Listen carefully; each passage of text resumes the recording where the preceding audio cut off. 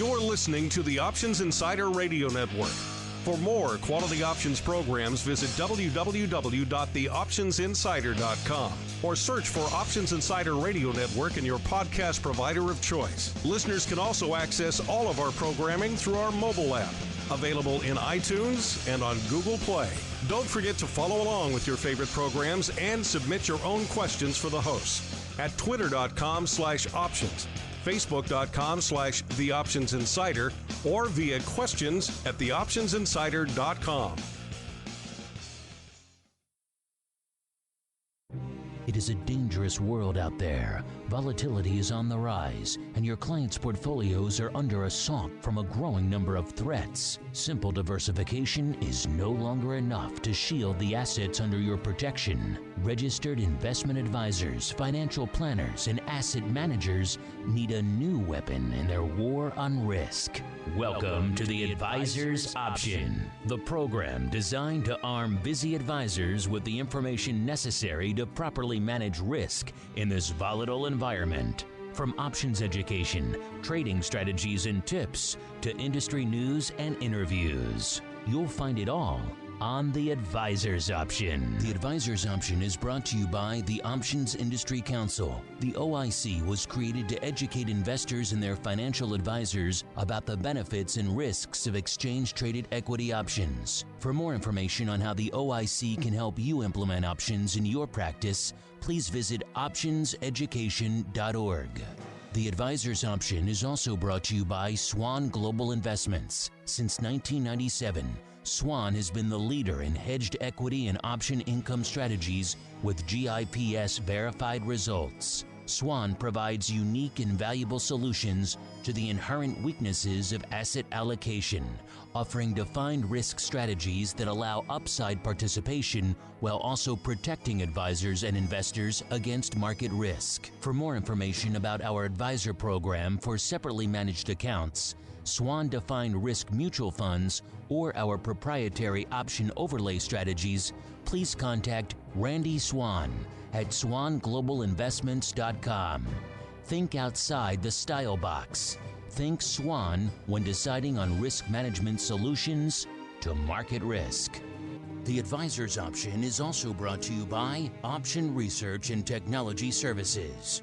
ORATS is your source for options backtesting. It's where you turn your ideas into results. Founded on the floor of the SIBO over 2 decades ago, ORATS is a full-service option research firm focused on helping you develop options strategies in line with your investment objectives. With a state-of-the-art backtesting platform, scanning, and implementation tools, ORATS offers end-to-end option strategy development, making the whole options trading process easier. For information about backtesting, scanning options data, including dividends and earnings, visit orats.com or email Matt Amberson at matt@orats.com. And now, it's time to learn how to implement options in your practice. It's time for the Advisor's Option. All right, everybody. Welcome to the Advisor's Option, the program here on the old Options Insider Radio Network, where we break down the world of options for you, the busy financial advisor or asset manager. Maybe you're a little bit too busy managing your clients' accounts to pay attention to this kind of stuff, or maybe you're interested in learning more about how these crazy things called options work and how you can use them in your clients' portfolios. Or maybe you're out there in the market for a new advisor or asset manager. Maybe you want to know what skills they should bring to the table from an options perspective. Well, don't worry. We've got you covered here on the Advisor's Option. My name is Mark Longo from the optionsinsider.com, as well as, of course, from the ever-exciting Options Insider Radio Network. Of course, you guys, wherever you're listening to this fine program, could be iTunes, could be our website. Make sure if you haven't done so already, hop on over and check out the full network feeds. You get all of our shows there, not just this one. And, of course, however you listen, including live, those of you who can join us live today, a little fun live end-of-year bonus for our Advisor's Option listeners. You can tune in via the old Mixlr platform. Grab that Mixlr link, MIXLR, set it and forget it. And you, too, can follow along whenever we go live, not just with our regular shows, but maybe with some surprises during the week like this one as well. Of course, however you listen live after the fact, make sure you do hit us up. Questions, comments, insights, all sorts of fun stuff. we do actually like to hear from you guys. And joining me on the old program today, starting off, let's go in order of from north to south. So starting off all the way up there at the tippy top, almost, shall we say, Canada adjacent. We have, well, not quite. Rock Lobster is up there, Canada adjacent. New Hampshire's close. It's pretty close. Of course, we are joined by good old Matt Ambertson. He is the founder, CEO over there at Options Research and Technology Services, a.k.a. ORATS. Matt, welcome back to the Advisors Option, sir. Thanks, Mark. I got a haircut. I've got my makeup on for studio, and I'm ready to go here. Lights, camera, action. Perfect. You don't need any of that, so it's even better. Makes your life that much easier. Oh, we're not on camera? Got a good face for radio, sir. So keep it up. Well done, sir. And of course, a little bit farther south, just a wee bit, all the way down there in the southern Atlantic, there's that little island known as Puerto Rico. And if we drill all the way over to the far side of Puerto Rico, we will find the HQ of Swan Global Investments, and there we will also find Ash Vyas. He is the Director of Portfolio Strategy and Overlays, I should say, over there at Swan. Ash, welcome back to the program. Welcome back to Puerto Rico. You kind of been hopping around the Caribbean for a while there. Must be nice to finally be back in the HQ. It's been a long, strange trip, to quote a famous band back from when you were young, Mark. Yes, that's before my time. I don't know these old man bands you're talking about here, sir. If it's not Justin Bieber, the Biebs, I have no idea what it is. All right, with the team assembled, we're going to kick things off. You know, it's the end of the year. People have a lot of questions about options and things like that. So we're going to look back on the year that has been in a little bit, but also maybe answer some of your important options questions and issues that a lot of you have issue with. And that, of course, I think we'll kick things off with a fun little Options 101. It's time to learn how to manage risk and generate additional income for your clients. It's time for Options 101.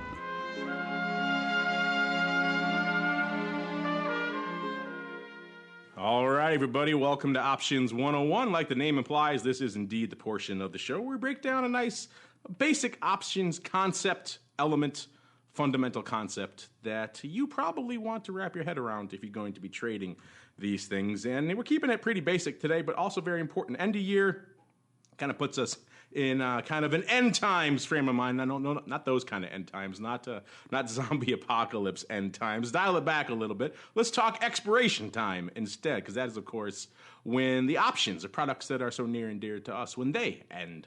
And that is sometimes a challenging thing for a lot of particularly newcomers to the world of options. They're coming to options usually from the world of stock.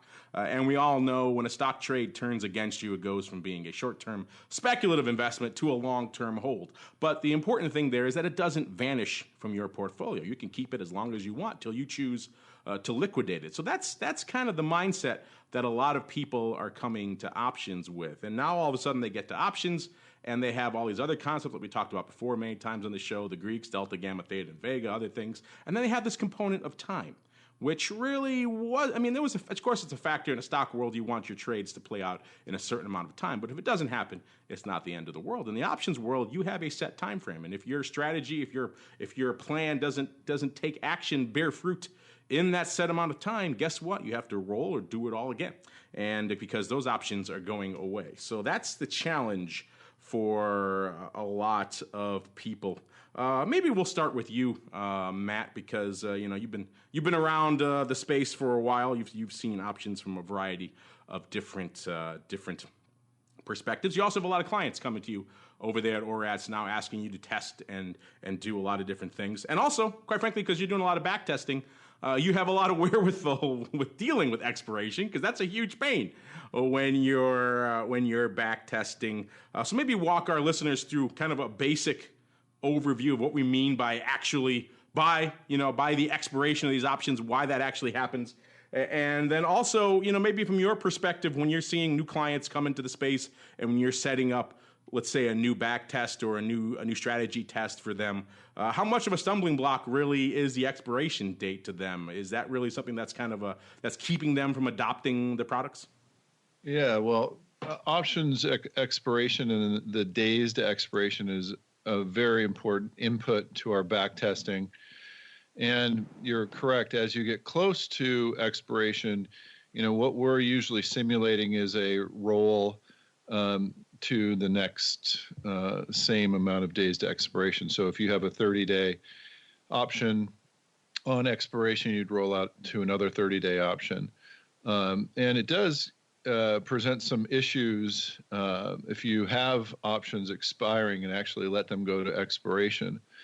As a past market maker, I've seen some crazy moves on earnings, on expiration right before the close sometimes.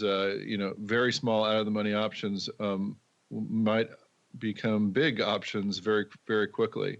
There's a concept of open interest, which are options that are still not closed out by expiration. That's an interesting feature. What happens is it tends to drag the stock price because of the extra gamma or delta that you'll have, and I'll explain that in a second, at expiration. So if there are a lot of open options at a particular strike price, I've seen it many times, the price seems to pin, which means expire right around that price. And what that means is that as you get closer to the actual expiration at the close on Fridays, usually, there'll be your positions will either be all stock or no stock, meaning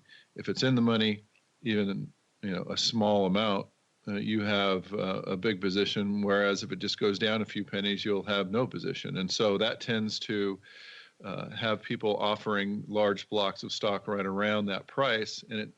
And there's a term called pinning, where you don't know whether you're going to, if you're short the option, if you're going to be exercised on that option to come in the next Monday and have a big position in the stock or not. And so those are a few of the thoughts that I had around expiration and some of the things that we do, i.e. rolling that day to get around some of those pitfalls, Mark. Yeah, that's always been the historical, obstacle for people who try to backtest options, is the fact that these things expire all the time. So how do you deal with that? You guys sound like you've dealt with it with rolls and a bunch of other ways, but it's not as simple as just taking a kind of simple delta one type asset like a stock or a future and kind of just going back and looking at over its life, because it's much easier to do from that perspective. Ash, you guys kind of play and come at the expiration angle a little bit differently. You actually kind of play on both ends of the spectrum. As you talked about before with your DRS, you kind of move the put leg pretty far out there, about 2 years or so, and then you tend to roll it at about a year. So you don't see expiration a lot on that portion of it. But of course, you have the flip side of that, which is the income component of the DRS, where of course you're effectively selling that strangle, or that out of the money put, farther out of the money I should say, far from the other put you already have, the protective put, and then of course the covered call. So maybe walk us through kind of how you guys deal with and view expiration over there at Swan. Then also, if you want to maybe define some of these scary terms that we hear from a lot of people throwing around expiration. They're really spooky. It sounds like Halloween every expiration. Things like triple witching and quadruple witching and all that other crazy stuff. If you want to dive into those as well, sir, feel free. Okay. Well, the first question is, as far as the income component of our strategy, while it is shorter dated than the hedge component, we actually don't play the expiration game at all. We actually try to be out of our income positions, roll out of them, as Matt said, well before expiration, primarily because we don't want exposure to the gamma and some of the other higher volatility things that multiple players can influence at expiration. That kind of leads to your next question is, what do some of these scary terms mean? One of them is gamma, which sounds like something out of like the Incredible Hulk or something. But, basically it's just an option delta's, sensitivity to changes in the underlying.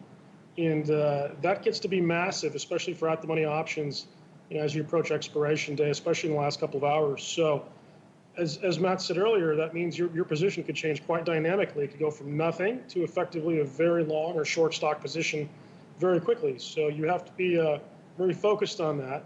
And a lot of people choose not to actually, play that game at all, and thus roll well before expiration. As far as some of these terms go, triple witching, et cetera, I'm kind of curious as to where the origin of this stuff came, because it does sound pretty ominous.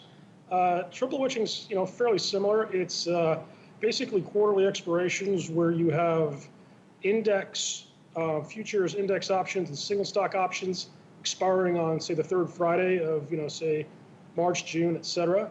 Quadruple witching simply adds single stock futures as well. So, there's nothing really ominous about those things, but, as you have, different people use these instruments for different things, and these are 4 different instruments, expiring at the same time.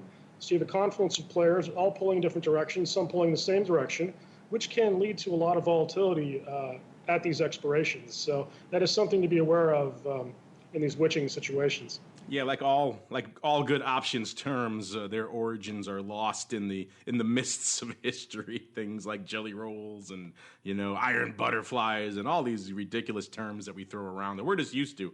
That newcomers say, where the heck did you get that? And I'm hard pressed. Front spreads, back spreads. I've asked 1,000 different people where they thought those came from, and I've heard 1,000 different answers as to the results. So sometimes the origins are kind of just lost in the sands of time. Of course, expiration is an intimidating time because things start changing, and they start changing pretty rapidly, particularly when, as Ash alluded to before, with the Greeks, of course, your primary Greeks, your Delta, Gamma, Theta, and Vega, they start rocking and rolling around expiration. In fact, you're going to see a lot of change, particularly around the Gamma and Theta side of the equation. Gamma, of course, the rate of change of your Delta. Theta, of course, being the time decay or the rate that your options erode, lose their value a little bit every day. Well, those both accelerate. Gamma and Theta, 2 sides of the same coin.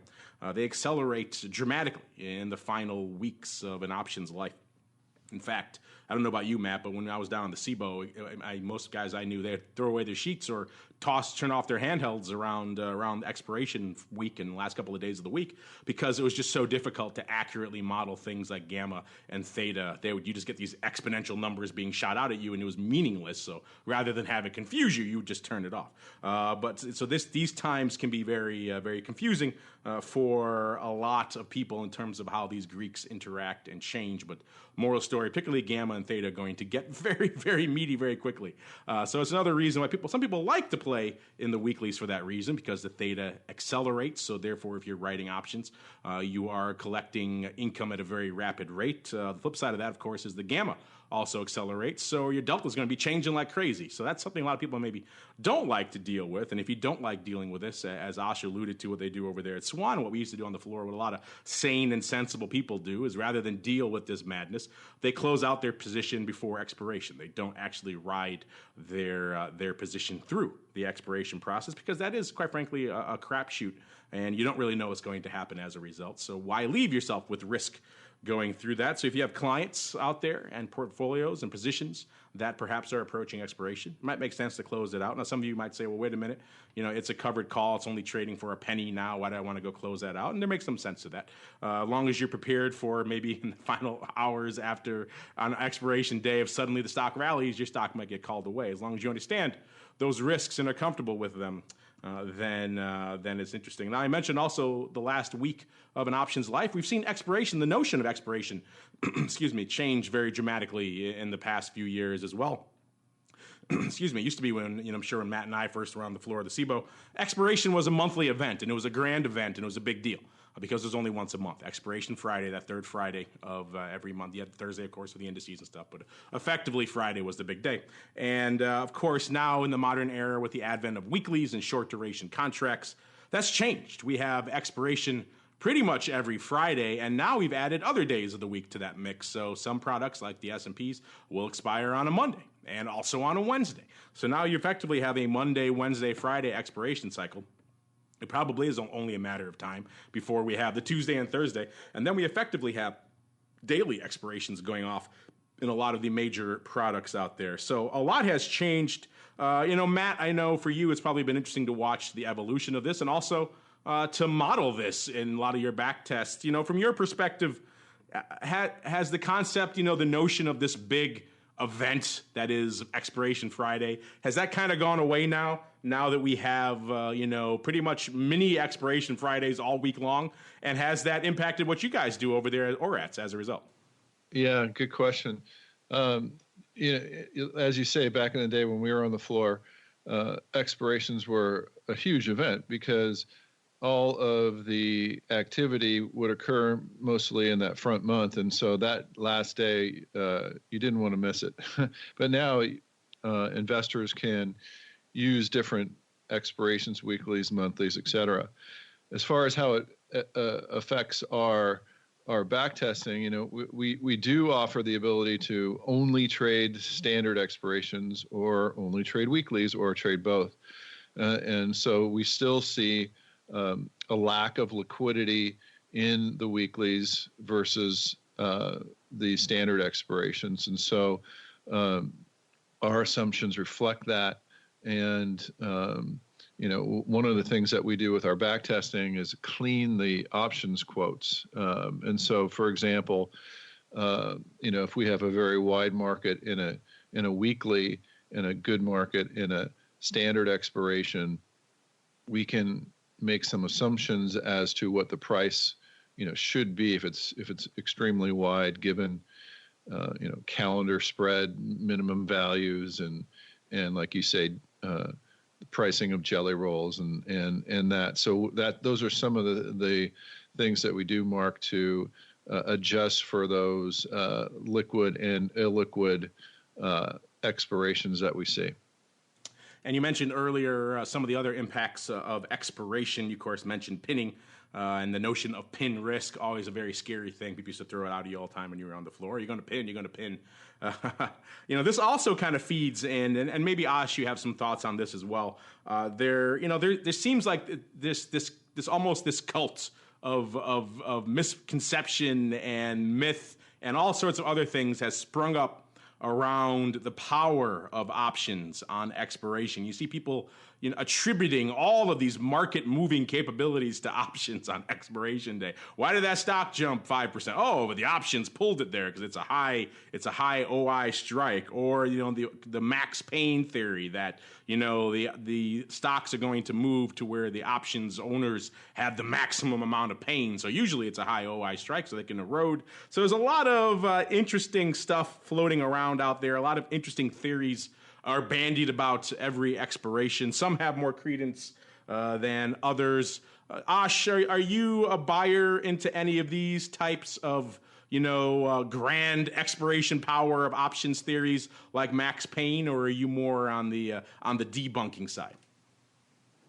There are definitely times where a big player can try to force a stock towards an expiration, but overall, I think the market is too large. I mean, maybe more of an impact in like a thinly traded single stock or something. But as far as a lot of these conspiracy theories go, I mean, they're all, entertaining, but I just don't think anyone's competent enough to pull this off on a consistent basis. Maybe I'm just a cynic. So you just poo-poo all conspiracies in general because you're down on the inherent capability of man. Is that what you're saying? In an organizational capacity and a bureaucracy, absolutely. Well, there you go. I like your worldview there, sir. Deeply held cynicism. I can feel that. But yeah, you're right. These things are attributed to them, and there of course is some movement of stock related to options on expiration. A lot of it really just goes back to kind of the gamma hedging we were talking about earlier. The gamma tends to explode. Of course, if you're long a lot of options on a strike, you move away from that strike. Your deltas above it, let's say, your deltas are going to increase. You're probably going to want to sell that to hedge that. It's going to drive the stock back down to the strike. You dip below it, of course, you're going to get short some deltas. You're going to want to buy those back. It's going to drive the stock back to the strike. So it does have a bit of a gravitational effect around the strike. There certainly is some validity to that. But the notion that these stocks are jumping, 10, 15, 20% to these random strikes just because there's high OI on that one strike, that stuff, I think, is probably, quite frankly, a lot overdone there. But it sounds good. It's like fair index, max pain. It just sounds good. People like to say it, whether or not it actually has a lot of underlying resonance behind it. Speaking of the underlying, Matt touched on it earlier with pin risk. What that is effectively is, of course, you have these options. Let's say you buy XYZ options, or usually the pin risk really comes in with the short side. So let's say you sell a bunch of call options on XYZ at the 100 strike, and it closes on expiration exactly at 100. What the heck do you do? Because the stock has pin. That's what it's called when it closes exactly on the strike that you're trading. That's where the big question comes in. This has changed a little bit in recent years as the automatic exercise thresholds have shrunk. It used to be options were automatically exercised if they were more than a nickel in the money. Now it's down to a penny. So the window for fudgery in that area has shrunk quite a bit. But that said, you may say to yourself, I'm short a bunch of these calls on the 100. I have no idea what's going to happen to my portfolio on Monday. Maybe the holders of these calls will decide to exercise all of them, and I will then have to sell a lot of the stock. I will come in on Monday morning short a ton of XYZ stock, or they may decide to exercise none of them, in which case I will end up with effectively no net change to my position. What should I do? Am I concerned about that? Should I maybe buy some stock to hedge that? Should I buy half? Then if they don't do anything, guess what? I'm coming in long a bunch of shares of XYZ. So that's where the pin risk issue comes in. If you're short a bunch of contracts and you close exactly on that strike, what do I do? What's going to happen? So that's why we often counsel, if you are short a lot of these contracts, if you want to avoid that scenario, shut it down, close it out. It makes life so much better, so much easier as well. Since I just touched on automatic exercise, Matt, we probably should talk about that before we close out our little expiration options 101 here, because exercise is kind of the other side of the expiration coin. There's all different types of exercise in the options world. There's American, there's European, exercising options early, auto exercise, all that fun stuff. Why don't you walk us through it there, sir, the many nuances of exercise? Yeah, this is an important topic that people should understand. So there are two types of options, an American and a European. The American you can exercise, the European you cannot exercise before expiration. So we're talking about American options, which are the majority, especially of the single stock. And there is a time where it's rational to exercise an option before expiration. And for a call option, like, for example, if you're long the call, you might be short the stock against it. And if you're short the stock, then you would be liable to pay a dividend. So what you might do is but when you exercise, you lose the premium. So you would never exercise before if there's not a dividend or interest. So there's just premium left. So you don't want to exercise before expiration. But if there is a dividend, we're talking about a call now, you would exercise if the price of the put is less than the dividend that you would get. So by exercising the call, the dividend should be greater than the price of the put. So, or if you're short a call, you should look for that. And then as far as puts go, if you're long a put, you're long a stock against it. If you're long a stock, you're paying interest. We don't see it as much with the low interest rates that we have, but it's the amount of interest that you're paying up until expiration that you're going to compare the premium to. So those are some places. Even though there's auto exercise, you can exercise and before if you saw some weird price movement. So those are the kind of rules of thumb around exercise that we think about, Mark. Well, we covered a lot of little ground here. It's a surprisingly and deceptively simple topic. You think exercise, you think expiration. It's pretty straightforward. When you start getting into the nuances, it starts to get a little bit confusing, and it certainly is intimidating to a lot of newcomers to the space. So, of course, we wanted to break it down for you a little bit. Of course, if you want a much more in-depth full focus on this, check out some of the other programs on our network where we can dive into it. For the full episode, we have to keep on rolling here. But before we go, let's leave you some thoughts, some takeaways when it comes to the notion of expiration and the myths and the nuances and misconceptions therein. Ash, we'll start with you. What do you want to leave with our listeners here as a takeaway on the topic of all things exercise and expiration? Yeah, well, don't let the terminology spook you, the witching, et cetera, or some of the Greek terms, it's all very logical. But the thing to bear in mind is, with weekly options or as you approach expiration, everything happens faster. I mean, it's like if they raise the speed limit from 65 to 80, it can be more efficient, but things come quicker. So as long as you're aware of that, you can think of it like playing just the ninth inning of a baseball game or the fourth quarter of a football game.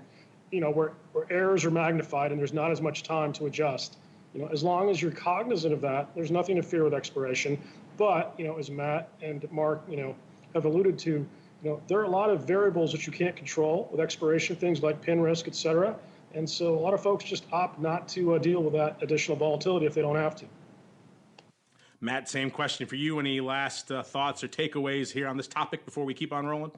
I love that metaphor, Ash. You're playing in the fourth quarter or ninth inning when you're trading around expiration, and that's when the veterans tend to shine. So you know what you're doing. If you don't, you could roll your positions beforehand. That's I think the keys that I take from this, Mark. All right, and with that, we're going to keep on rolling. It's been a busy period in the options world and in the markets itself. So without further ado, let's dive right on into the buzz. Busy financial advisors don't have time to follow the latest developments from the options market, so we do it for you. It's time to get the buzz. All right, everybody, welcome to the buzz. Like the man said, this is the portion of the show where we break down some of the interesting tidbits that have been going on in the world of options in the broad market that may have eluded you, or perhaps you haven't had a chance to keep up with. Of course, let's start. It is our last show of 2017, so it's always nice to kind of look back in the rearview mirror a little bit. And what a year 2017 has been. I think you could pretty much summarize it as maybe the year without volatility.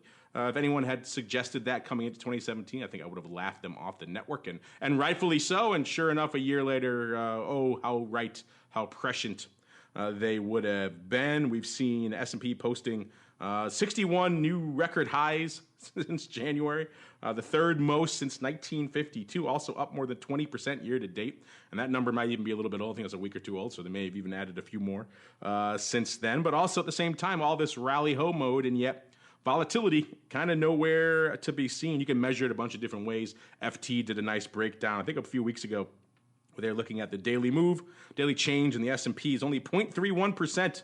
That's the lowest daily change they've seen in the S&P in more than 50 years. Again, this is through the end of November, roughly, so it's changed a little bit, but the data is still fairly accurate. If you want to show another period that rivals that, you have to go back to pretty much the year following the assassination of JFK. That's how far back you have to go. That period saw an average daily move of only 0.25%. Over the last half century, over the last 50 years, the S&P has averaged an average daily move of 0.72% every day. So we're pretty much, we are less than half than that right now.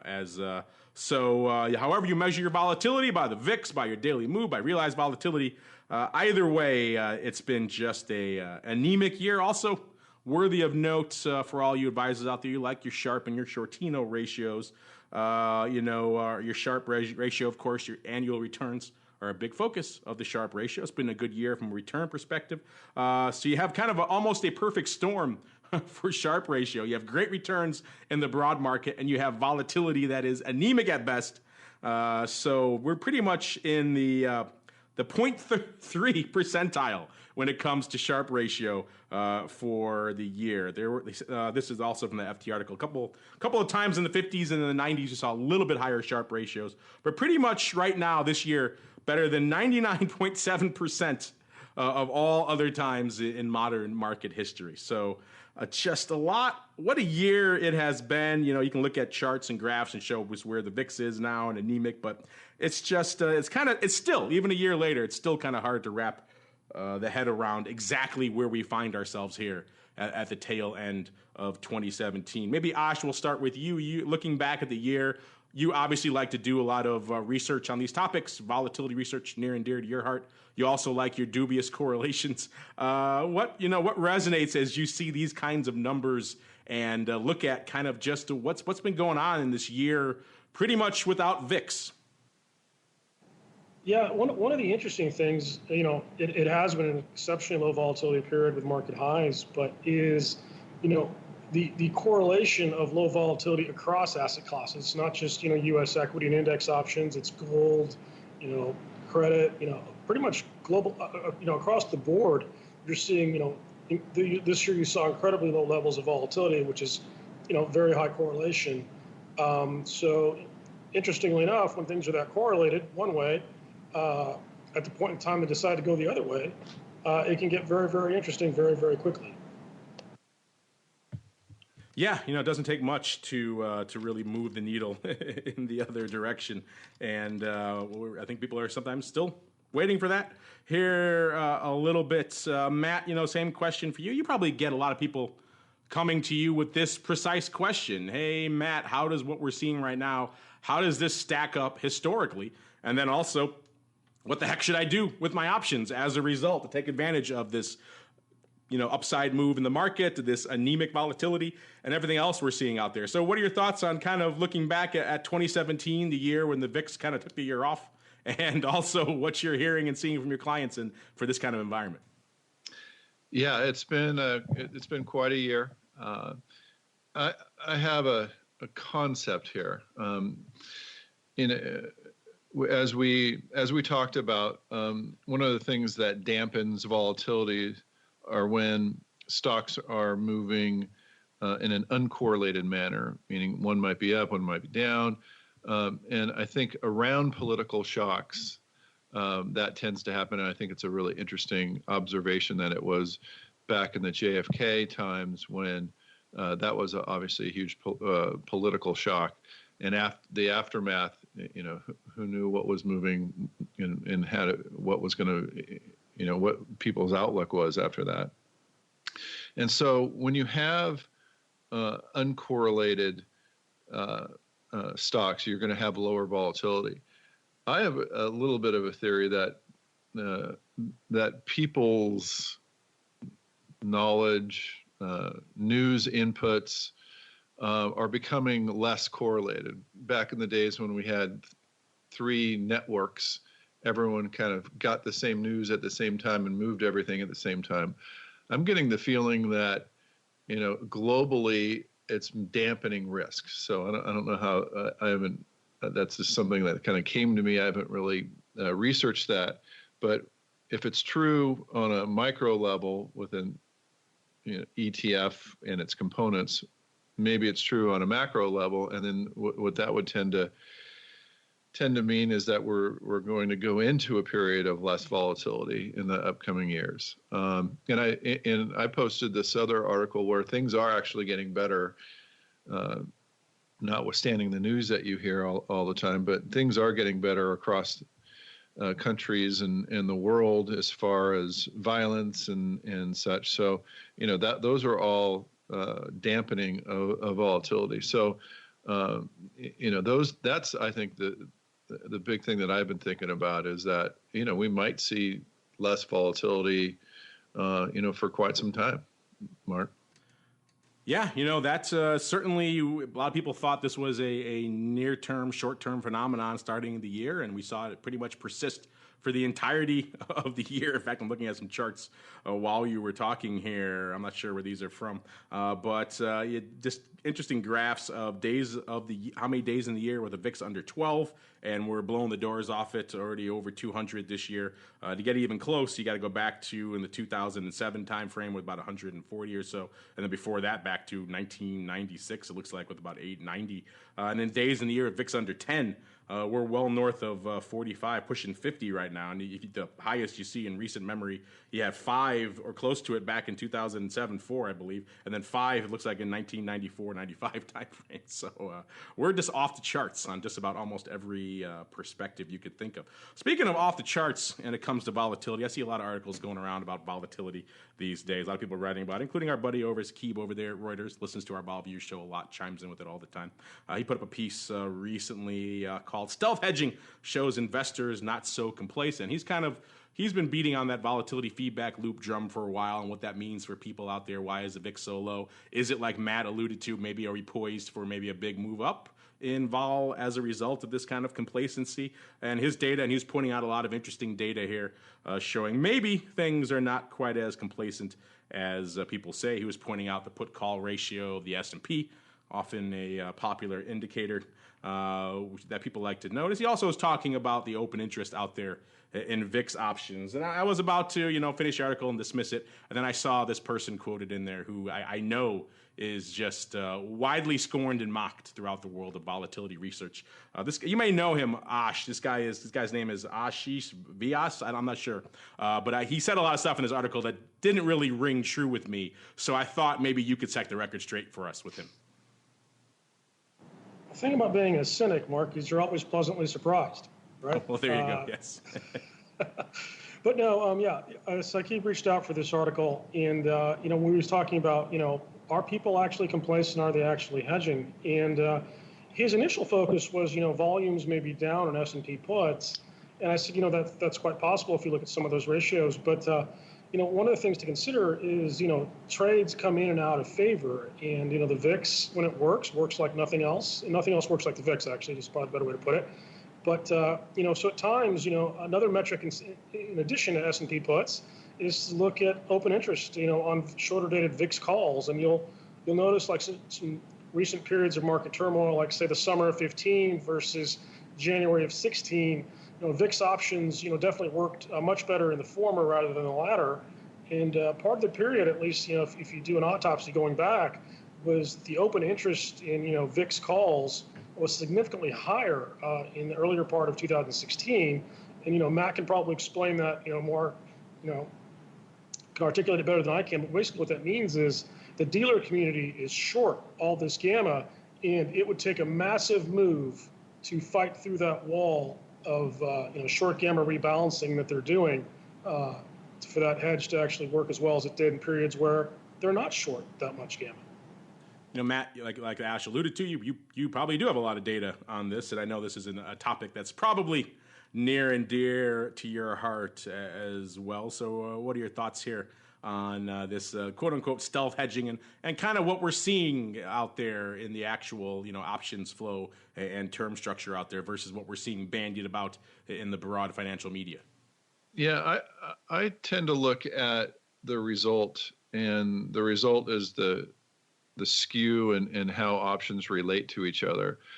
So mostly the strike by strike relationship in a month looks like a smirk, with the low strikes having a higher volatility than the high strikes. And what we're seeing now is a intense flattening of that smirk, especially in the SPY and SPX. So where it was almost vertical and straight line before, the smirk, this looked like a smile with a straight line or whatever you might call that. Now it's actually getting to be more of a symmetrical smile, meaning the puts aren't as high relative to where it's been historically, and then the outsides, the wings are going up quite a bit. We call it the curvature or derivative. And it's as high as I've seen it, and the slope is as low as I've seen it. Now, what that means is actually kind of opposite, right? So if they're stealth hedging, you would expect a steepening of that skew. And so what I'm actually seeing is people are actually making a lot of money on these calls and these call spreads. I think Henry Schwartz over at Trade Alert had a a huge trade where a guy bought a call spread, a $1 call spread for a dime, and it went to 40 cents, and it was something like, $4 million or something like that. What we're seeing is a lot of, now the calls are going up, the really cheap calls, and what that's having the effect of doing is raising the VIX vis-a-vis the at the money SPX volatility. The VIX uses all the options that have a bid, and that includes some of these small options that are now getting bid up, and that's raising the VIX compared to maybe the implied might be a 7 or an 8 in the SPY, and we have the SPY moving somewhere between a 6 and a 7, so it's not that crazy compared to the historical volatility right now. It's kind of settling into what I would call kind of a more rational outlook in the skew versus how the stock actually moves. We do a lot of analysis on the distribution of actual stock returns versus the implied distribution, and we're seeing that become actually more rational now, as I think we're settling into a new normal here, Mark. New normal. Scary words, but you're right. It is kind of interesting, and you're right. There has been a lot of interesting positioning to the upside. We did see a lot of complacency type trades for a long time. Did seem like for a brief period we did see kind of the return of the old, shall we say, disaster prepping type VIX trades. The 1x2, short 1, long 2 to benefit from the upside, and a lot of other bullish risk reversals, things like that we hadn't seen a lot of in 2017. This is probably about a month ago or so. We saw a lot of people really diving into those, then kind of going away a little bit again as it's kind of settled back down the other side of the coin. So you're right. It has been fascinating to watch, and I think there's a lot more we'll be debating about this in the coming months, because it doesn't look like 2018 is going to be bringing a lot more vol to the party anytime soon. But we can't wrap up the buzz without talking about the buzziest of buzzy things out there in the derivatives world, in the financial markets, pretty much across. You pick any topic. You pick up a daytime talk show and turn it on. Chances are they're talking about this. Yes, I am talking about good old Bitcoin. We are all living in pretty much a post-Bitcoin world now.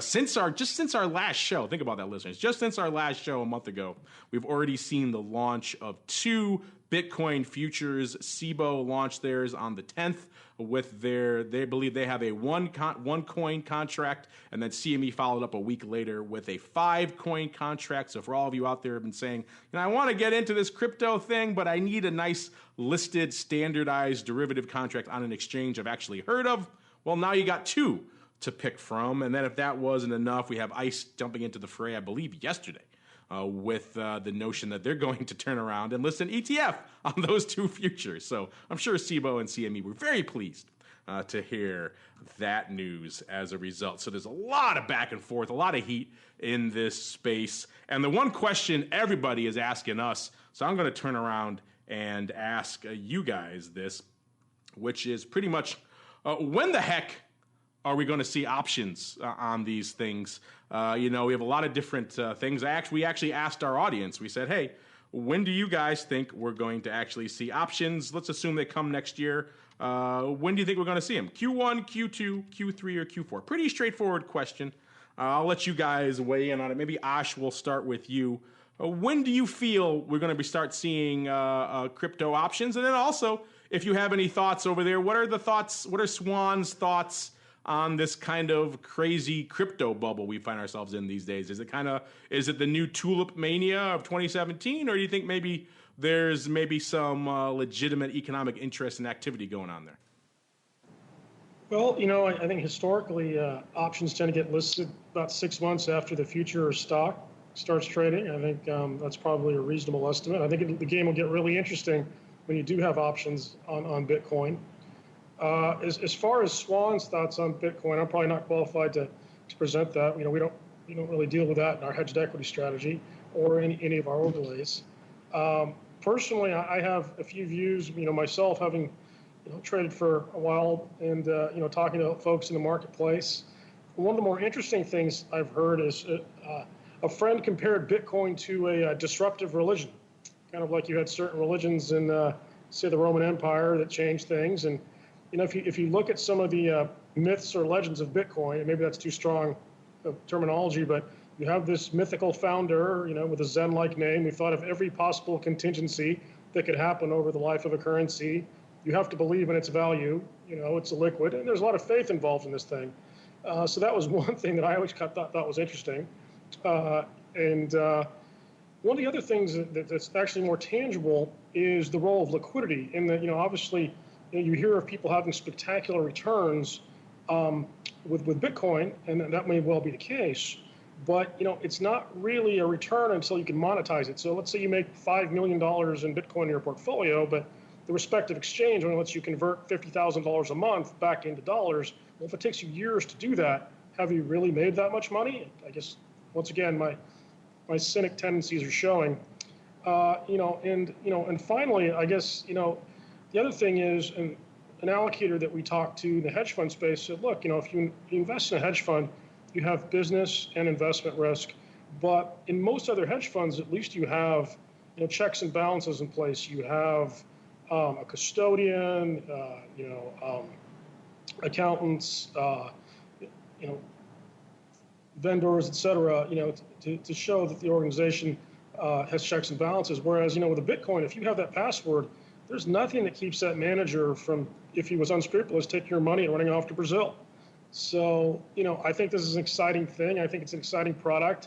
It's still inefficient. And the rule of inefficient, products is there's a chance to make and lose a lot of money. But I think, you should consider some of these things, especially when something is so popular. You're full of the interesting analogies today here, Ash. I like that. So the headline's going to be Swan Global says Bitcoin equals early Christianity or Islam. How does that sound? That sounds like a good. There's no one could get up in arms at that. I don't. Exactly. My thoughts only, not reflective of the firm. No, but I like that. That is an interesting analogy, and I'm with you on kind of the limitations of some of these venues where you can't really hit the bid for any sort of size. That's certainly been a factor in what continues to drive this price up. If you can't really sell it, what's it going to do? It's going to go up. That was, of course, the big hope for the futures. Maybe have some actual venue for some liquidity. It didn't really materialize. A little bit of a sell-off, but didn't really materialize like a lot of people have expected, but still interesting stuff. Matt, I'm sure you're like us. You must be just getting inundated with questions from clients about all things crypto, all things Bitcoin. What are your thoughts here now that we're all collectively in this post-Bitcoin world? Yeah, I mean, I entered the Bitcoin world fairly early, as I mentioned in the last show. I speak at some of these anarchist, peaceful parenting type conferences, and they were telling me to buy Bitcoin at $5. They were telling me to buy Bitcoin at $50, and my first purchase was $100. Wow! And so I was going to dinner's on you the next time you're in Chicago. Is what you're saying? What's that? So Gibson's is on you next time you're in Chicago. Is what you're saying? Well, yeah, and I was going to be a Bitcoin miner. And we backed the envelope at it, and finally we came to the point where all you're really doing is barely covering your energy costs, and it's mostly where you can get the energy the cheapest, not just in the United States. We were looking at North Dakota, but in the world, and now a lot of people are in China doing it. But I'm kind of getting close to the top here in Bitcoin, which is sacrilege to my friends, but I'd like to point out just a couple of reasons for it. One is a funny one. There's a gentleman in New York that was selling Chuck E. Cheese tokens as Bitcoins. True story. Made over $1 million and then was discovered by the authorities and now is wearing orange. Well, it's a coin, so it has to be legal tender, right? Yeah, that's a good story. But the other story is Bitcoin. The energy consumption to mine and verify transactions is now akin to the energy total use in Ireland or approaching Japan, and it's only going to increase, and that's clearly unsustainable and I think irresponsible there is no head of Bitcoin that can do anything to change that, and so I think that's unsustainable. I actually think that you should have. I think cryptocurrencies and are here to stay. You should have a small amount, I think, in your portfolio. There are some other types of coins that I think are interesting that use different than a blockchain technology that are very interesting. Obviously, very risky. I'm looking at it's called the Tangle. You've heard it probably here first. It's called IOTA, Internet of Things coins. So what that does is it avoids all the energy consumption and all the lag that it takes right now to do a Bitcoin calculation. So I think you might see a slowdown, at least, in the rise of Bitcoin. And as far as the options goes, I think it was actually, people thought it was going to be a huge thing. I mean, I think it did give it some credibility and a lot of exposure to people that weren't really exposed to it before. So I think that's interesting, but I don't think it's going to be a huge deal. Just, personally, I think that there are so many people that are just mad about Bitcoin and have been for a long time. I'm actually selling some land in California, true story, and I'm considering selling it in Bitcoin. And there are actual ways that you can do those transactions and guarantee the buyer or the seller to get the Bitcoin. So it's come a long way. It's here to stay. It's going to be very interesting. I think a lot of the young people are moving to Bitcoin. I think a lot of the stodgy exchanges and the exchange fees and all that make it almost impossible for a young person or a startup to get into the market these days. And I think they're just, as we talked about a couple shows ago, exchanges are shooting themselves in the foot. So that's my long-winded Bitcoin explanation, Mark. Ash, I think you had something for Matt here quick before we wrap up. Yeah, Matt, one question I have, and you obviously are much more an authority on this topic than I am, is, I think the blockchain stuff is really fascinating and beneficial. I guess my question is, at some point, do you believe the empire will strike back? I mean, you got to think governments across the globe are going to be threatened by this. I think China was. Do you think you can fight City Hall? I guess is my question with this. Well, I think you can. You're right. I mean, that's the big risk is, what happens when it's, right now it's a very small fraction of the 4 trillion economy or the currencies. What happened when it grows? I think, that, and some people actually think that they've started, meaning the deep state has started these cryptocurrencies to track people better. So, I mean, it's going to be an interesting thing.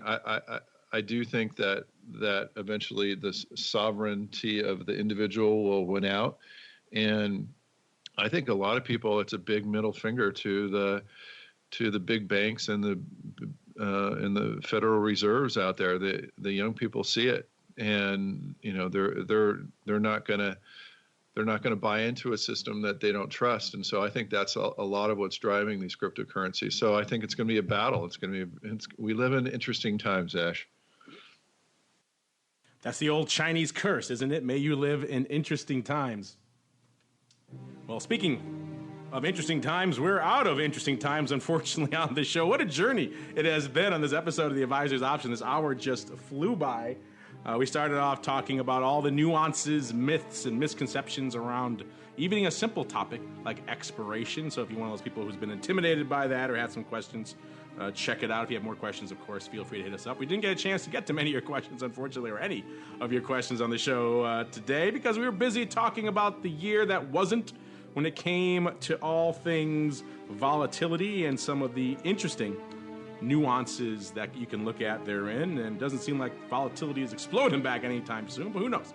We could be doing our first show of 2018 saying, wow, look at this VIX of 42. So you never know. Crazier things have happened, but this year certainly an outlier when it comes to just many levels, sharp ratio, lack of volatility, all the other things we talked about here before. And of course, we wrapped it up with the buzziest of buzzy topics. Probably could do another hour just on that alone, is all things crypto and Bitcoin. The good news is that we have listed derivatives finally for the first time, really, on these products. The bad news is we don't really have the products we really want, which are the options. I have the number. I just had the numbers in front of me. It looks like a majority of you were predicting the options will be listed sometime in Q1. So you're a little bit more optimistic than I am. I feel more like a Q2 is more reasonable, but who knows? I hope you are certainly correct, because then we'd have a nice meaty option contract to sink our teeth into. But before we go, one last time around the horn, we'll start with Matt. When he's not busy selling land for Bitcoin, he's over there running ORATs. Matt, if our listeners are intrigued by what you guys do and they want to find out more, maybe you want to leave them a little bit of a hint, a little bit of a tease, what is cooking over there in the land of ORATs? Yeah, it was a great hour, Ash and Mark. It's always great to talk. We're working on quite a few things. Of course, the back testing has now come to an HTML5, so it's easy for users to test things out. We will have cryptocurrencies, and we will have technical analysis and the best technicals to trade around, at least until we get options, and that's going to be an interesting push when we get options on the cryptos. And we're going to do some interesting things for simulating back tests for those. So, we have a lot going on at ORATs. Just head over to orats.com or email me at matt@orats.com if you're interested in back testing or talking about tail strategies, cover calls, etc. Thanks, Mark. There you go. Check him out. Hit him up for all that fun stuff, as well as if you too want to swap some land for Bitcoin. He may know a guy. All right.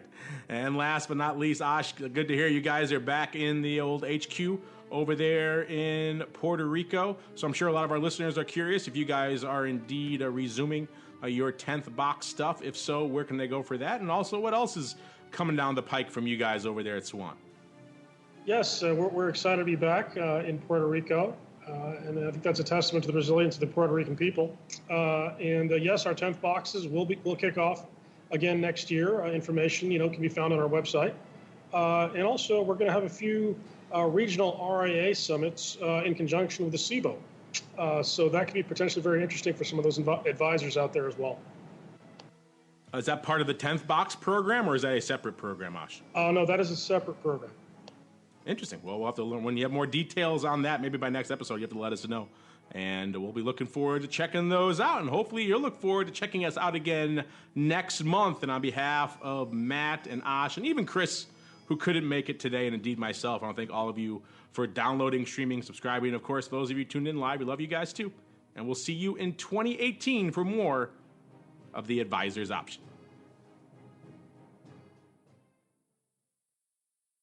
You've been listening to The Advisor's Option. The Advisor's Option is brought to you by the Options Industry Council. The OIC was created to educate investors and their financial advisors about the benefits and risks of exchange-traded equity options. For more information on how the OIC can help you implement options in your practice, please visit optionseducation.org.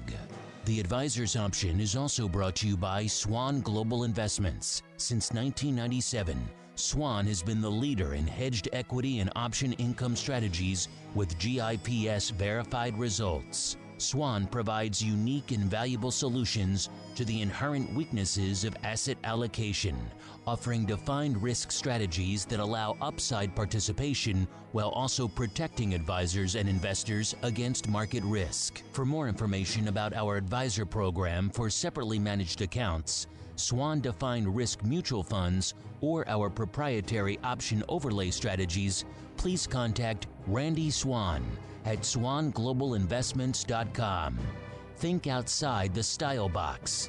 Think Swan when deciding on risk management solutions to market risk. The Advisor's Option is also brought to you by Option Research and Technology Services. ORATS is your source for options backtesting. It's where you turn your ideas into results. Founded on the floor of the SIBO over 2 decades ago, ORATS is a full-service option research firm focused on helping you develop options strategies in line with your investment objectives. With a state-of-the-art backtesting platform, scanning, and implementation tools, ORATS offers end-to-end option strategy development, making the whole options trading process easier. For information about backtesting, scanning options data, including dividends and earnings, visit orats.com or email Matt Amberson at matt@orats.com.